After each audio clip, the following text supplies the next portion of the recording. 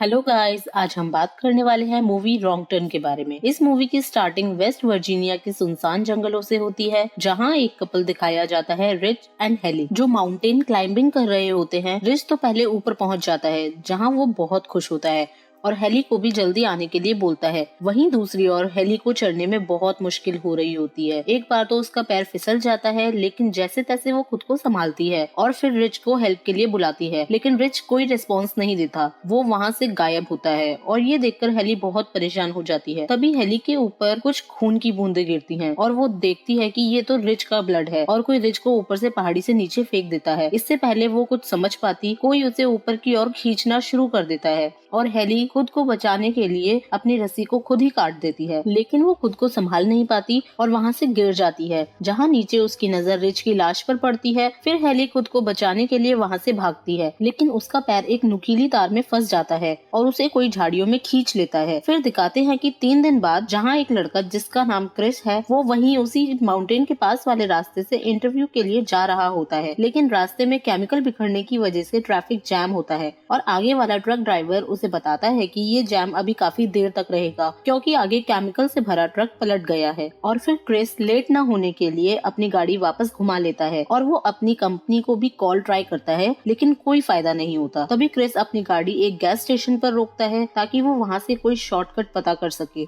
और वहां घुसते ही उसकी नजर गैस स्टेशन के मालिक की ओर पड़ती है, जो बहुत ही बीमार दिख रहा होता है। और क्रिस गाड़ी से उतरकर उस गैस स्टेशन पर लगे टेलीफोन को यूज करता है ताकि वो कंपनी में अपनी सिचुएशन इन्फॉर्म कर सके, लेकिन वहां का फोन भी डेड होता है। फिर वो गैस स्टेशन के ओनर से दूसरे रास्ते के बारे में पूछता है, लेकिन गैस स्टेशन ओनर उसकी बातों को इग्नोर कर देता है। तभी क्रिस की नजर वहाँ गैस स्टेशन पर लगे एक मैप पर पड़ती है, जहाँ से शहर पहुँचने के लिए एक कच्चा रास्ता दिखता है, जिसे देखकर वो गैस स्टेशन ओनर से उस रास्ते के बारे में पूछता है और वो उसे उस रास्ते से जाने की सलाह भी दे देता है। फिर क्रिस अपनी गाड़ी में बैठकर उस रास्ते पर निकल जाता है, जहां उसे आगे जाकर 2 रास्ते दिखाई देते हैं और वहां उसे एक रास्ते पर शॉर्टकट रूट बोर्ड दिखाई देता है और वो अपनी कार उस रास्ते से ले लेता है। तब इसी रास्ते पर क्रिस को एक मरा हुआ हिरन दिखाई देता है, जिसे देखने के चक्कर में क्रिस की एक गाड़ी से टक्कर हो जाती है, लेकिन इस एक्सीडेंट में क्रिस बच जाता है। तभी शोर सुनकर उस गाड़ी के लोग वहां आते हैं और क्रिस से पूछते हैं कि वो ठीक है ना, और क्रिस उन लोगों से कहता है कि इसमें उसकी गलती है और उसने उनसे माफी मांगी और कहता है कि मैं आपके नुकसान की भरपाई भी कर दूंगा। और वो उनसे गाड़ी को सड़क के बीचों बीच खड़ी करने की वजह भी पूछता है, जहां फ्रेंसिन उसे बताती है कि सड़क पर किसी ने नुकीली तार बिछा रखी थी, जिस वजह से उनकी गाड़ी का टायर पंचर हो गया है। और फिर तभी सब सोचते हैं शायद यहाँ कुछ गड़बड़ है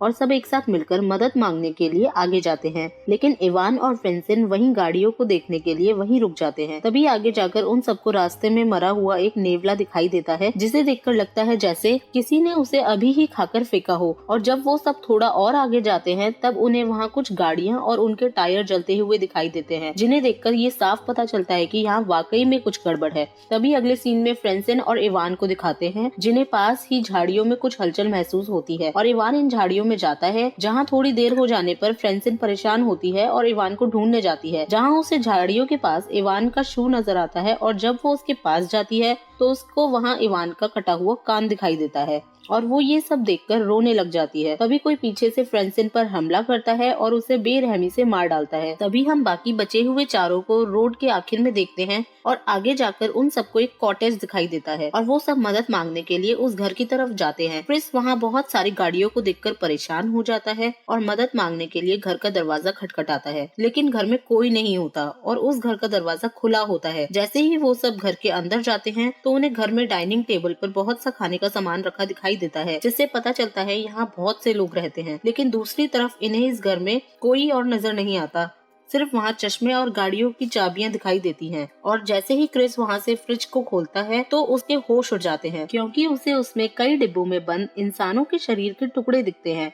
और दूसरी तरफ जैसी को भी एक कमरे के कोने में वही कटीली तारें मिलती हैं, जिससे उसकी गाड़ी का टायर पंचर हुआ था। और ये सब देखकर वो सब बहुत डर जाते हैं और वहाँ से भागने लगते हैं। लेकिन तभी क्रिस की नजर विंडो के बाहर जाती है और वहाँ उसे एक गाड़ी अपनी गाड़ियों के साथ आते हुए दिखती है और उस कॉटेज ओनर की वहाँ आने की वजह से वो सब घर में ही छुप जाते हैं। तभी वो कॉटेज ओनर घर के अंदर आता है और फ्रेंसिन की लाश को जमीन पर फेंक देता है जिसे देखकर क्रिस और जेसी बहुत डर जाते हैं। और हम यहाँ अब 3 मैन ईटर्स को देखते हैं जो जेसी की लाश को उठाकर टेबल पर रखते हैं और काटना शुरू कर देते हैं, जिसे देखकर जेसी चिल्लाती है, लेकिन स्कॉट उसके मुंह पर हाथ रख देता है और उसके बाद वो तीनों मैन ईटर्स लाश को खाकर गहरी नींद में सो जाते हैं। तभी मौके का फायदा उठाकर वो सब वहाँ से निकलने की कोशिश करते हैं, लेकिन तभी एक मैन ईटर उन्हें देख लेता है और वो सब पीछे के रास्ते से वहाँ से भाग जाते हैं। जैसे ही वो थोड़ी दूर पहुँचते हैं तो उन्हें ढूंढते हुए उनके पीछे पीछे वहाँ मैन ईटर्स भी आ जाते हैं। तभी बाकी सभी को बचाने के लिए क्रिस उन मैन ईटर्स का ध्यान अपनी ओर खींचता है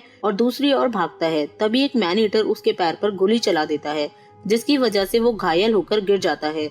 तभी उन सब में से स्कॉट वहाँ से जंगल की ओर भागता है, लेकिन तभी एक मैन ईटर उसके सीने में एक तीर मार देता है, जिससे उसकी वहीं मौत हो जाती है। तभी वो तीनों वहाँ से अपनी जान बचाकर भागने लगते हैं, जहाँ कुछ दूर जाकर इनका ट्रक कीचड़ में फंस जाता है और वो सब उस ट्रक को वहीं छोड़कर आगे की ओर बढ़ते हैं। वो 3 अपनी जान बचाते हुए जंगल से सड़क की तरफ निकल जाते हैं। अब मैन ईटर्स से बचते बचते इन्हें दिन से शाम हो जाती है। अब भी मैन ईटर्स इन्हें ढूंढ रहे होते हैं। तभी तीनों एक जगह थक कर थोड़ी देर के लिए बैठ जाते हैं। तभी कार्ली उन दोनों को ऊपर की ओर देखने का इशारा करती है और उन सबको वहाँ एक वॉच टावर दिखाई देता है, जिसे देखकर वो तीनों बहुत खुश हो जाते हैं और उस पर चढ़ जाते हैं, लेकिन उन तीनों को वहाँ कोई भी नहीं मिलता। तभी जेसी को वहाँ एक फर्स्ट एड बॉक्स दिखाई देता है, जिसका यूज करके वो क्रिस की ड्रेसिंग करती है और दूसरी तरफ कार्ली को वहाँ एक रेडियो मिलता है, जिसका यूज करके वो हेल्प मांगती है, लेकिन उससे भी कोई रिस्पॉन्स नहीं आता। तभी क्रिस को टावर के नीचे से कुछ आवाजें आती हैं। जब वो वहाँ से नीचे देखता है तो उसे वहाँ से वो 3 मैन ईटर्स दिखाई देते हैं। फिर वो तीनों मैन ईटर्स उस टावर पर चढ़ने लगते हैं और उन सबको वहाँ आता देखकर क्रिस टावर के एंट्री गेट पर बहुत सा भारी भारी सामान रखना शुरू कर देता है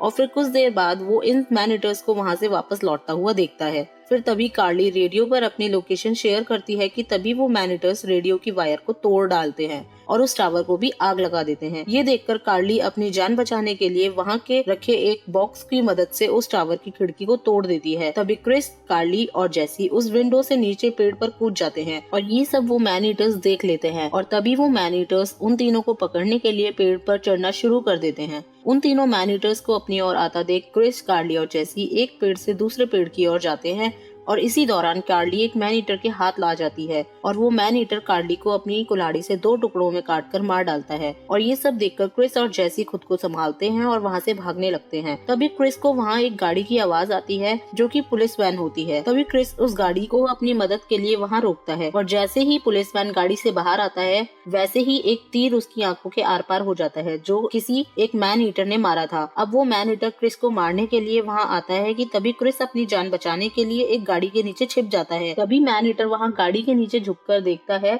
लेकिन वहाँ क्रिस नहीं दिखता।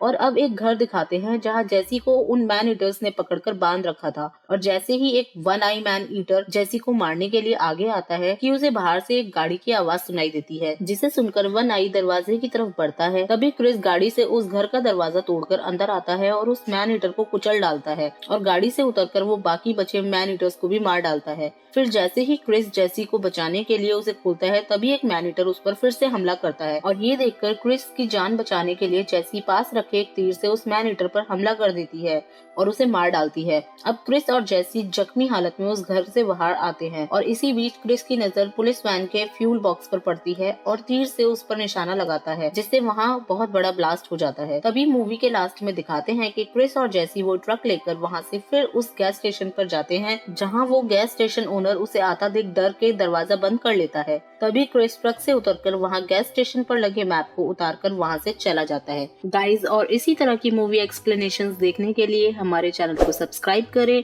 और वीडियो को लाइक करना ना भूलें। Bye bye.